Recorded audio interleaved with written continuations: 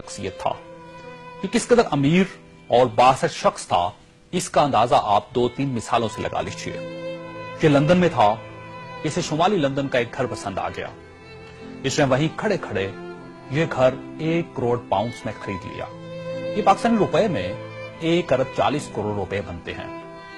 اس نے 2009 میں Monte Carlo میں اپنی 37ویں سالگرہ منائی. یہ دنیا کی مہنگی ترین سالگرہ تھی جس میں روس کے المونیم ٹائکون اولیگ ڈیریپاسکا، سونے کی کانوں کے مالک پیٹر منک اور مناکو کے شہزادے البرٹ سمیت دنیا بھر کی مشہور شخصیات نے شرکت کی. یہ پینٹنگ خریدنے کا شوقین تھا. اس کے پاس اربوں ڈالر کے شاہپارے تھے اور یہ تمام شاہپارے اس کے محلات میں لگے تھے. اسے 2006 میں اسرائیلی اداکارہ اورلی وینسمین اچھی لگ گئی تو اس نے اس کے گرد دولت کے انبار لگا دیے. چنانچہ یہ اس کی گرل فرینڈ بن گئی اور یہ دنیا کی مہنگی ترین گرل فرینڈ تھی.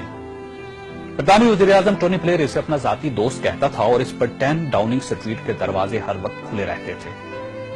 برطانوی شاہی خاندان نے اسے کئی بار بکنگم پیلس اور ونڈسر کاسل میں لنچ اور ڈنر دیے تھے.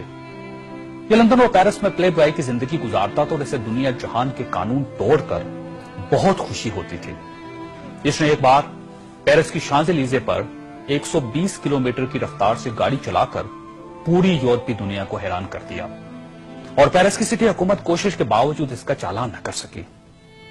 یہ لیبیا کی انویسٹمنٹ اتھارٹی کا سربراہ بھی تھا اور یہ اتھارٹی دنیا کے کسی بھی ملک میں کسی بھی وقت $10 بلین تک کی سرمایہ کاری کر سکتی تھی اور یہ ایک بہت بڑا استحقاق تھا.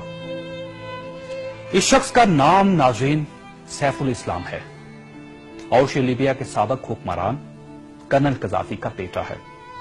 سیف الاسلام کرنل قذافی کا وارث اور ولی عہد بھی تھا اور اسے دنیا کا اس کے بارے میں خیال تھا کہ یہ کرنل قذافی کے بعد لیبیا کا حکمران ہوگا. یہ اس قدر بااثر تھا کہ کرنل قذافی کو نیوکلیر پروگرام ترک کرنے پر بھی اسی نے قائل کیا تھا. اس نے بلغاریہ کے اس میڈیکل گروپ کو چھڑوانے میں بھی بڑی مدد کی تھی جس پر بچوں کو ایڈز کے ٹیکے لگانے کا الزام تھا. برلن نائٹ کلب اور لاکھ روبی دھماکے کے متاثرین کو معاوضہ بھی اسی کے حکم سے جاری ہوا تھا. اب میں آپ کو اس کی تازہ ترین تصویریں دکھانا چاہتا ہوں. یہ سیف الاسلام 3 ماہ پہلے لیبیا کے چھوٹے سے قصبے اباری میں چھپ گیا. یہ 2 دن پہلے 19 نومبر کو قصبے کے ایک ایسے کمرے سے برآمد ہوا جس میں باتھ روم تک نہیں تھا اور یہ بدبودار پرانے کمبل میں لپٹا تھا. اس کی انگلیوں پر پلستر چڑھا ہوا تھا اور یہ پلستر بھی اس نے خود چڑھایا تھا کیونکہ اسے ڈاکٹر تک کی سہولت حاصل نہیں تھی. یہ سیف الاسلام اس وقت لیبیا کی موجودہ حکومت کے قبضے میں ہے اور پوری دنیا میں کوئی شخص اس شخص کو پناہ دینے کے لیے تیار نہیں جو 3 ماہ پہلے تک ملکہ برطانیہ کا شاہی مہمان بنتا تھا اور ٹونی بلیئر اسے مائی فرینڈ کہتا تھا اور پیرس کی کمپنیاں اس کے لیے خصوصی خوشبو ایجاد کرتی تھی.